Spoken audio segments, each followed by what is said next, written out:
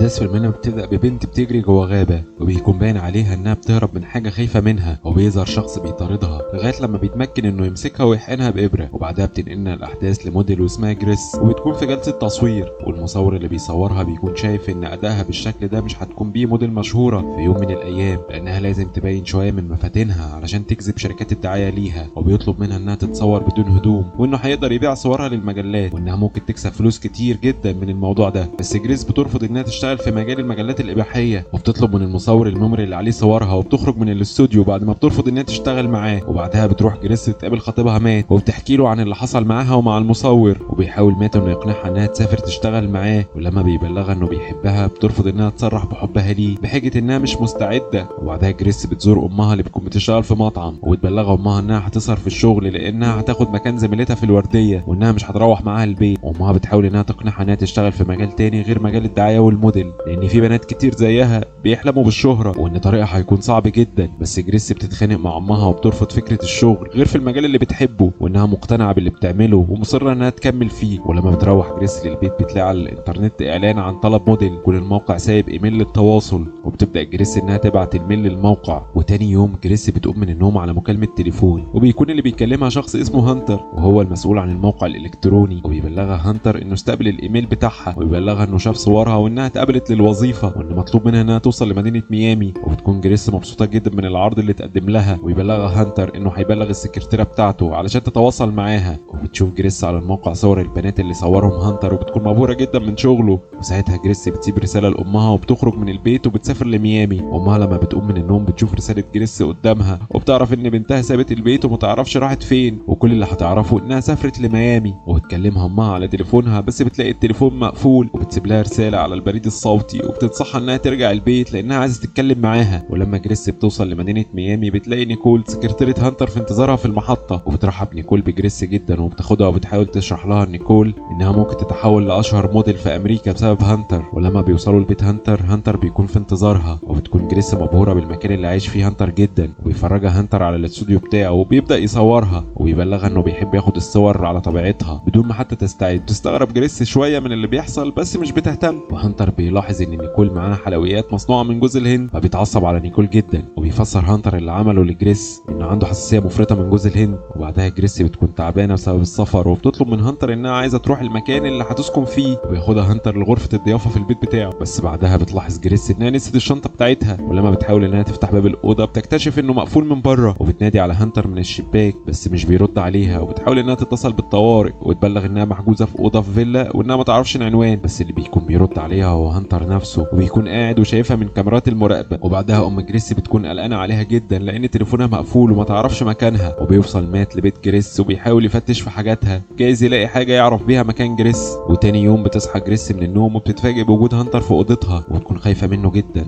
بس هانتر بيحاول انه يطمنها ويهديها، وبيطلب منها انها تفطر. وجريس بتطلب منه انها عايزه تخرج من هنا، وبتوعده انها مش هتبلغ الشرطه عنه. وبيبلغها هانتر ان المكان اللي هي فيه بقى بيتها خلاص، وبينبهها انها ما تحاولش انها تهرب لان الباب مقفول. وبيوريها هانتر صور لبنات كانوا بيشتغلوا معاه واصبحوا دلوقتي نجوم بسببه. وبيطلب منها هانتر انها تشتغل موديل على موقع اباحي، وتبلغه جريس انها تفضل انها تموت ولا انها تعمل كده. وساعتها بيوريها هانتر لفيديو لامها في مكان شغلها، وبيهددها انها لو ما عملتش كل اللي هيطلبوا منها هيقتل امها قدامها. وبياخد تليفونها منها وبيطلب منها الباسورد بتاع جميع حساباتها على السوشيال ميديا. وقبل ما بيخرج بيبلغها هانتر ان العرض المباشر هيبدا بعد ربع ساعه، وبيطلب منها انها تستعد. وبتشوف جريس فيديو لواحده كانت شغاله مع هانتر قبل كده علشان تعرف هي هتعمل ايه، وبتدخل اوضه اللبس علشان تختار لبس مناسب للعرض اللي هتقوم بيه. وهانتر بيكون شايف كل حاجه من كاميرات المراقبه، وبتحاول تقنع جريس انها مش هتقدر تعمل كده، بس هانتر بيصمم انها تختار لبس مناسب وتستعد. وبينشر هانتر صور لجريس على الانستجرام، وامها لما بتشوف الصور بتتصل على تليفون جريس بس بتلاقي تليفونها مقفول برضه، فبتسيب لها رساله صوتيه انها تتصل بيها علشان قلقانه عليها جدا. ومات بيبلغها بما انها نشرت صورها فهي اكيد بخير، ويبلغها مات انه هيبعت لها رساله ولما ترد عليه هيطمنها. ومات بيجي له رد على الرساله من تليفون جريس، بس بيستغرب لان اخر كلمه في الرساله هي كلمه بحبك. ومات ما كانش متعود ان جريس تقول له الكلمه دي، وبيبدا العرض الاول لجريس، وهانتر بيديها التعليمات من الميكروفون وهو بيصورها من الكاميرا. بس جريس هتطلب من اللي بيتفرجوا عليها انهم يساعدوها ويتصلوا بالشرطه لانها مخطوفه. ولما بيجي لها هانتر الاوضه بيبلغها انها خيبه امله فيها، وانه كان متوقع انها تعمل حاجه زي كده، وبيطلب منها انها تمشي على القواعد بتاعته والا هيكون في عواقب لتصرفاتها. وهانتر بيبلغها انه هيسامحها لان دي اول مره ليها، وانه متاكد ان الامر صعب في الاول علشان تتاقلم، وانه دايما هيكون موجود علشان يرشدها تعمل ايه وتتصرف ازاي علشان الخجل يروح منها. وبعدها هانتر هيوريها صوره للبنت اللي كانت بتجري في الغابه في اول الفيلم، وبيقول لها انه قتلها علشان حاولت انها تهرب منه، ويبلغها انها تستعد وتنام كويس علشان عرض تاني يوم. وبيبان على نيكول انها بتغير على هانتر من جريس، وبتطلب منه ان توقف عن الشغل اللي بيعمله ده، وانهم يهربوا سوا للمكسيك زي ما كان وعدها. وبيأكد لها هانتر انه هينفذ اللي وعدها بيه بس في الوقت المناسب. وبيجي تاني يوم وبتستعد جريس للعرض، وبيبلغها هانتر انها تلتزم بتعليماته علشان تنجح. وبتبدأ جريس انها تعمل اغواء للمشاهدين وبتنفذ كل تعليمات هانتر. وهانتر بيبان عليه الاعجاب بسبب عدد المشاهدات اللي بتزيد على الموقع باستمرار. وبسبب الغيره نيكول هتحاول انها تدخل الاوضه على جريس، وبتحذر نيكول جريس انها تاخد منها هانتر، بس جريس بتكون عايزه تخرج من الاوضه المحبوسه فيها. وبتكتشف جريس ان نيكول شريكه هانتر في شغله وعارفه كل حاجه بيعملها. وبتحاول جريس انها تهرب من نيكول، بس هانتر بيدخل عليهم الاوضه وبتبلغوا جريس ان نيكول حاولت انها تقتلها. وساعتها بيلوم هانتر نيكول على وجودها في الاوضه، وبيطلب منها انها ما تقربش من اوضه جريس تاني، وبيطلب منها انها تخرج. وهانتر بيوعد جريس ان نيكول مش هتقرب منها تاني او تاذيها، ويبلغها انها بتعمل كده لانها غيرانه منها. وجريس هتحاول تمثل على هانتر انها معجبه بيه علشان تاثر عليه. وفي الوقت ده مات وام جريس هيكونوا في اسم الشرطه علشان يبلغوا عن اختفاء جريس، بس المحقق مش بيكون مقتنع بروايه ام جريس عن اختفاء بنتها، وخصوصا ان جريس بتنشر صورها على السوشيال ميديا بانتظام، وان اكيد مش مخطوفه، وان كل الادله بتاكد انها بخير. وبيرفض المحقق انه يهتم بالشكوى بتاعت ام جريس لان مفيش دليل على كلامها. وهتفضل جريس تمثل على هانتر انها مهتمه بالشغل، وهتطلب منه انها تشتري هدوم جديده تناسب العرض اللي بتقدمه، بس هانتر هيطلب منها انها تكتب كل احتياجاتها وهو هيشتريها. بس بتتحجج له جريس انها مش هتعرف تشرح له الحاجات اللي هي عايزاها، وانها مستعده انها تروح تشتري معاه بنفسها الحاجات اللي هي عايزاها، وانها نفسها تخرج شويه من البيت. وبيوعدها هانتر انه هيفكر في الموضوع، وفعلا بيرجع لها هانتر من جديد وبيبلغها انه وافق على طلبها وانه هياخدها ويخرجوا. وفعلا بياخدها هانتر للمول التجاري علشان تشتري اللي هي عايزاه. وبينبه هانتر على جريس انها ما تحاولش انها تعمل حاجه تهز ثقته فيها، وبيوريها انه معاه مسدس علشان لو فكرت انها تهرب. ولما بتدخل جريس غرفه تغيير الملابس بتجرح صباعها، وبالدم اللي في ايديها بتكتب كلمه انها محتاجه مساعده على المرايه. بس هانتر بيدخل على جريس غرفه تغيير الملابس وبيكتشف اللي هي كتبته على المرايه، ويبلغها انها لو حاولت انها تصرخ هيقتلها بالمسدس اللي معاه. وبيمسح هانتر الكلام الموجود على المرايه وبياخدها وبيخرجوا من المحل وبيرجعوا البيت تاني. وهانتر بيبلغ جريس ان العرض هيبدا دلوقتي. وبعدها بتتفاجئ جريس بدخول نيكول عليها بالكرباج، وصديق مات بيكون متابع الموقع اللي جريس بتعرض عليه. وبيتفاجئ صاحب مات ان جريس بتشتغل على الموقع ده، ومات بيشوف جريس وهي بتضرب من نيكول،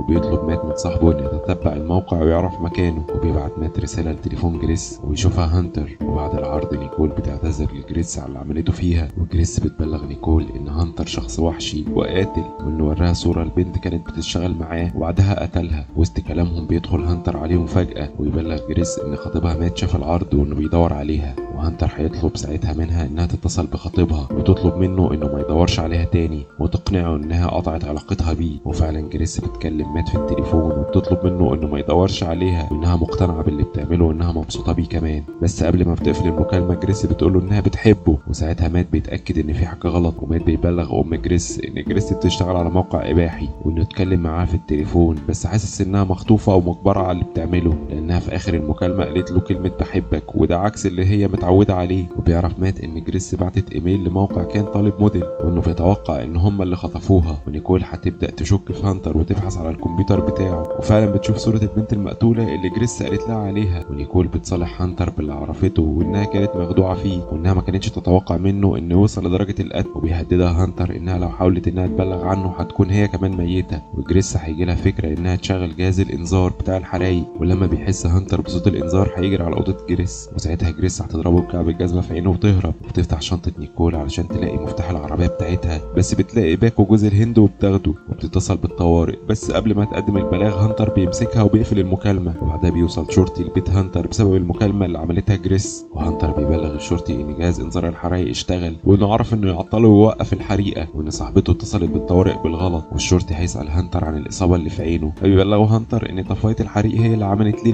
العصابة دي وهو بيحاول انه يشغلها، وبيطلب الشرطي من هانتر انه يدخل البيت وياخد جولة فيه لغاية لما بيوصل للأوضة اللي محبوسة فيها جريس. بس قبل ما بيفتح هانتر باب الأوضة الشرطي بيستقبل استغاثة على اللاسلكي بتاعه ومش بيشك ان في حاجة وبيمشي. ومات وصاحبه بيجي لهم فكرة انهم يراسلوا الموقع اللي جريس بعتت عليه الايميل، وده بسبب ان هم مش عارفين يتتبعوا مصدر الموقع. وفي الوقت ده كان هانتر بيحفر القبر لجريس، وبيلاقي هانتر ايميل على الموقع لبنت جديدة وتطلب انها تشتغل معاه، وبيرد هانتر على الايميل بتاعها وبيكون مات وصاحبه هما اللي باعتين الايميل للموقع كخدعة. وبيستقبلوا الرد من هانتر اللي بيطلب فيه ان البنت المزيفة مطلوب منها انها تتوجه الى مدينة ميامي، وهانتر بيطلب من نيكول انها تستقبل البنت الجديدة في محطة القطر. وفعلا بتروح نيكول للمحطة بس مش بتلاقي البنت، وساعتها بيكون مات واقف بعربيته وبيراقبها، وبيمشي ورا نيكول بالعربية لغاية لما نيكول بتوصل لبيت هانتر، ومات بيدخل وراها البيت. وهانتر بيبلغ نيكول انه هيتخلص من جريس قدام الناس في العرض المباشر على الانترنت، ونيكول بتوصف لناو يعملوا ده بالجنون. ومات بيكون بيحاول انه يدخل البيت بس هانتر هيكتشف وجوده ويضربه على دماغه بالجاروف ويربطه،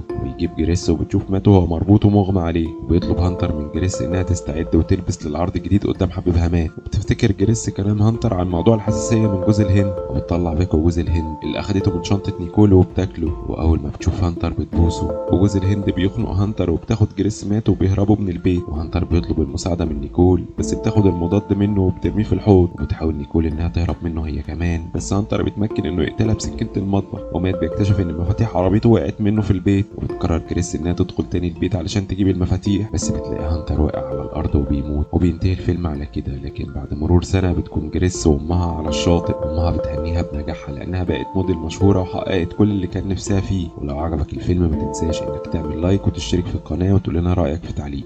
وسلام.